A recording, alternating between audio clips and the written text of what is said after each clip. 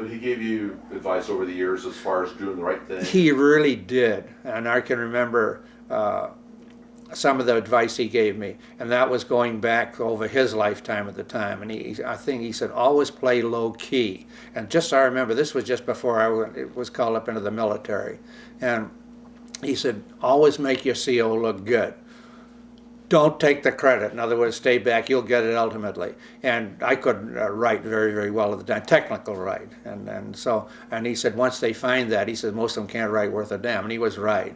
But he said, don't, as far as your CO is concerned, usually most of them are pretty good. But he says, if you have one, he said, just go along with it until you get a better one. But he says, in other words, don't take self-glorification. He said, be very, very careful of that. He said, always give the other people credit for it and stay in the backlight. And he says, you'll find the military, you can do about anything you want to within reason. But he said, you have to respect too. And he said, discipline, as he always said, was nothing but respect. And he said, always consider somebody else. And I've tried to do that all my life. And everything I've done, I've involved other people, and they're always around. And they've always made things better and helped me. Now, your father was in the military. Did he tell you about that much? Oh, yes, definitely. In other words, he had a mentor on women's last of the forms, maple blocks and those ties that the shoes were made on. And you'd make different designs. Well, he was the designer. What happened is, in my hometown, we had the George Belcher Shoe Company, that started probably, in the probably late 1800s. It was quite a facility. And then there was a fellow named George Clifford. Mr. Belcher died, and Mr. Clifford was my dad's mentor. And he actually took over the design and the models and so on. And he went down in 1912 in the Titanic. He was drowned in the Titanic. And my dad was out in St. Louis learning, in other words, out there, because that was a great shoe area, and last especially. And my dad's specialty was he would take and make women's shoes and last. And then, of course, you'd have to go out and sell the shoe companies and so on. So that's what he was involved in. So he actually became Mr. Clifford's mentor before. And then, of course, what happened while he was in St. Louis, he learned to fly the Curtiss Wright, one of the original Curtiss Wright flying. I guess he soloed, as far as I'm sure he did. And then, of course, World War I came along. And by that time, he was back in Stoughton. And he volunteered. From what they told me, he didn't, but others told me he was the first to take and volunteer in the town of Stoughton. And they sent him to ground school and then down to Kelly Field, where of course, he flew in the Jennies, J4NDs, and so on, checked out there. And then America had built the first bomber. It was actually a British design, but it had the Sturtevant engine, that Liberty engine made in Boston. It was 420 horsepower. And if you ever get in a museum, please look at that engine, because you talk about modern engines. That engine, by today's standard, is modern. They had turbochargers on it. It was a fantastic engine, very, very reliable. And that was the big contribution as far as aviation was concerned from America. But this was the first, and of course it was the first bomber. It was biplane with 2 bays in it and so on. And so he started to fly those very early, and he actually flew behind German lines. So he was one of the first group over in France. Was that before he got married or after? No, he was married just at the end of when he came home. They were married, the end of World War I. So when you were growing up, he talked about the excitement? Well, my dad stayed actually in the New England National Guard, so he could fly, and all the different airplanes, so it was great. Now, in 1927, my daddy and another World War I fellow bought a Waco 10, GXE Waco, that had the OX5 engine in it. And I can remember my daddy strapping me in the front seat of that thing in a belt. I couldn't even see out. And then gradually, as I grew up, of course, I could see out and so on. And he had a very good friend, Roy Keeley, who was also, he was with CAA at the time in Boston, but they were World War I buddies, both pilots. So I had 2 daddies as far as flying is concerned. And in the Waco, I kind of grew up in that. And then pretty soon, of course, I could see out, and pretty soon I was flying it. And then on my 14th birthday, which was June 9th, 1935, my daddy sold me in that airplane in Attleboro, Massachusetts. It was a grass field where he kept the airplane. Yeah. What did your mother think about you getting into flying? This was interesting because we kept it a secret from my mother.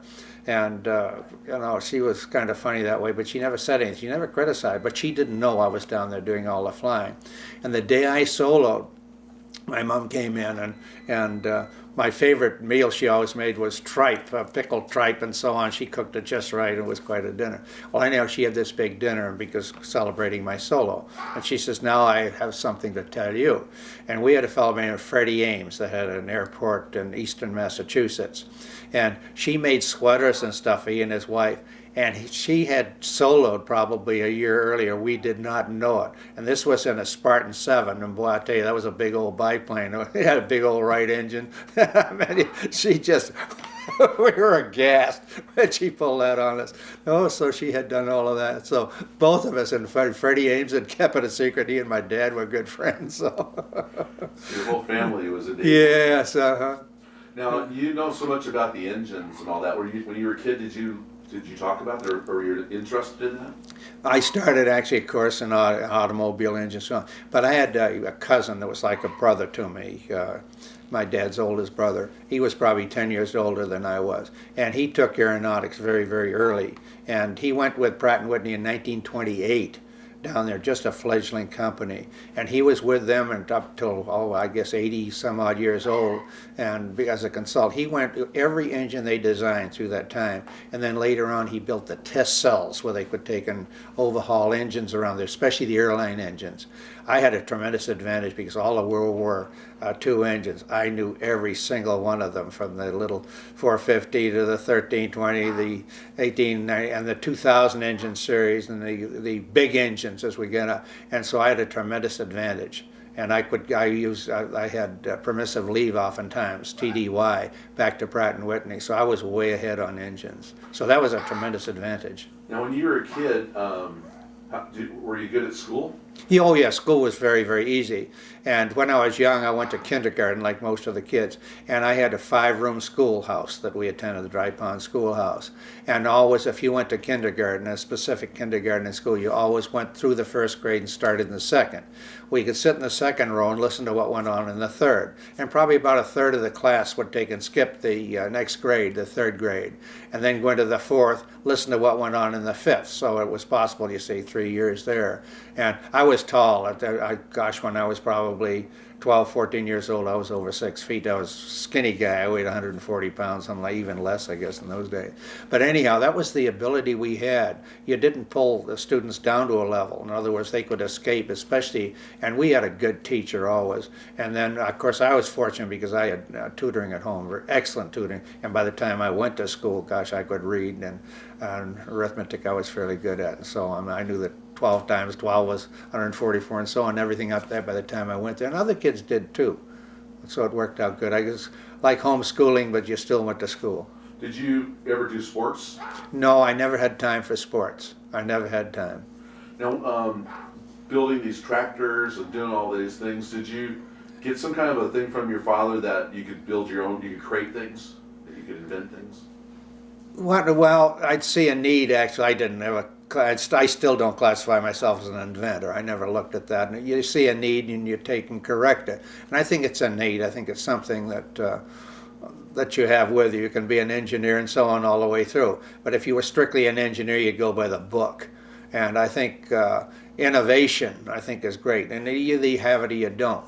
And my daddy, first of all, he taught me the principles behind something, the mathematics, but physics. I remember my daddy always said, you can lie like hell with arithmetic, but physics, you couldn't do anything. They're fixed all the way through. And he was good. In other words, I did something, here's the reason behind it, and so on. And he helped me no end that way.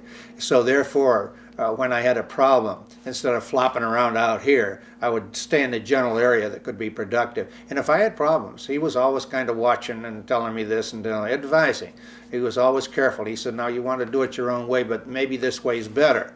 But now let's look, neither way is that good. Let's look at another way. And I think he helped me informatively, and especially building the tractors and so on, because everyone was different. We improved, and then later on I started with the Model A's.